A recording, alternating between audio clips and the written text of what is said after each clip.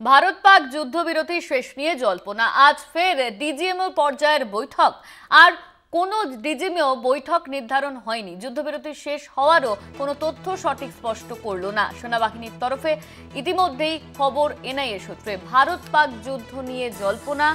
আজ ফের ডিজিএমও পর্যায়ে কি বৈঠক, এমনই কিন্তু প্রশ্ন তোলা হচ্ছে। ইতিমধ্যেই ভারত পাক যে যুদ্ধবিরতি হয়েছে সেই নিয়ে জল্পনা তৈরি হয়েছে। আজ ফের ডিজিএমও পর্যায়ে কি বৈঠক, আর কোনো ডিজিএমও বৈঠক নির্ধারণ হয়নি। যুদ্ধবিরতি শেষ হওয়ারও কোনো তথ্য এখনো পর্যন্ত স্পষ্টভাবে পাওয়া যায়নি। সেনাবাহিনীর তরফে এখনো পর্যন্ত স্পষ্ট কোনো তথ্য সামনে আসেনি। আজ ফের কি বৈঠক হতে পারে, এই নিয়ে কিন্তু ইতিমধ্যেই জল্পনা শুরু হয়েছে। আর কোনো ডিজিএমও বৈঠক নির্ধারিত হয়নি।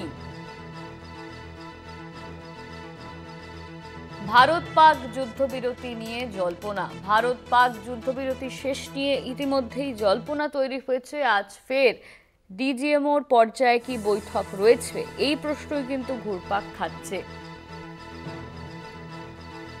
সেনাবাহিনীর তরফে কোনো রকম কোনো স্পষ্ট কোনো ধারণা এখনো পর্যন্ত পাওয়া যায়নি।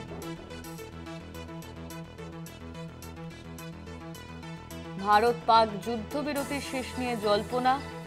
আজ ফের ডিজিএমও পর্যায়ে কি বৈঠক, এই প্রশ্নই কিন্তু ঘুরপাক খাচ্ছে। এই নিয়ে আমরা বিস্তারিত জানবো। আমাদের সঙ্গে ফোন লাইনে রয়েছেন আমাদের প্রতিনিধি অরিত্র ঘোষ। অরিত্র, ভারত পাক যুদ্ধবিরতির শেষ নিয়ে জল্পনা তৈরি হয়েছে, সেনাবাহিনীর তরফে কি কিছু আর জানানো হয়েছে, কি জানা যাচ্ছে এই নিয়ে? দেখো, গতকাল থেকে বেশ কিছু জল্পনা শুরু হয়েছিল, বেশ কিছু প্রশ্ন উঠেছিল যে আজকে অর্থাৎ রবিবার ভারত পাক যে যুদ্ধবিরতি সেই যুদ্ধবিরতি শেষ হয়ে যাবে এবং পুনরায় ডিজিএমও স্তরের বৈঠক অনুষ্ঠিত হবে। এইরকম একটা জল্পনার মধ্যেই কিন্তু এনআই সূত্রে যেটা খবর যে ভারতীয় সেনাবাহিনীর তরফ থেকে বিষয়টিকে স্পষ্ট করে দেওয়া হয়েছে এবং স্পষ্টতই জানিয়ে দেওয়া হয়েছে যে আর কোনো ডিজিএমও স্তরের বৈঠকের কথা বা বৈঠকের প্রস্তাবনা এখনো হয়নি। একটি মাত্র বৈঠক হয়েছে, সেটা 12ই মে। এবং একই সাথে এটাও ভারতীয় সেনাবাহিনীর তরফ থেকে স্পষ্ট করে দেওয়া হয়েছে যে যুদ্ধবিরতি শেষের যে জল্পনা বা যে প্রশ্ন হচ্ছিল সেই যুদ্ধবিরতি নিয়েও কোন রকম স্পষ্ট তথ্য ভারতীয় সেনাবাহিনীর কাছে নেই।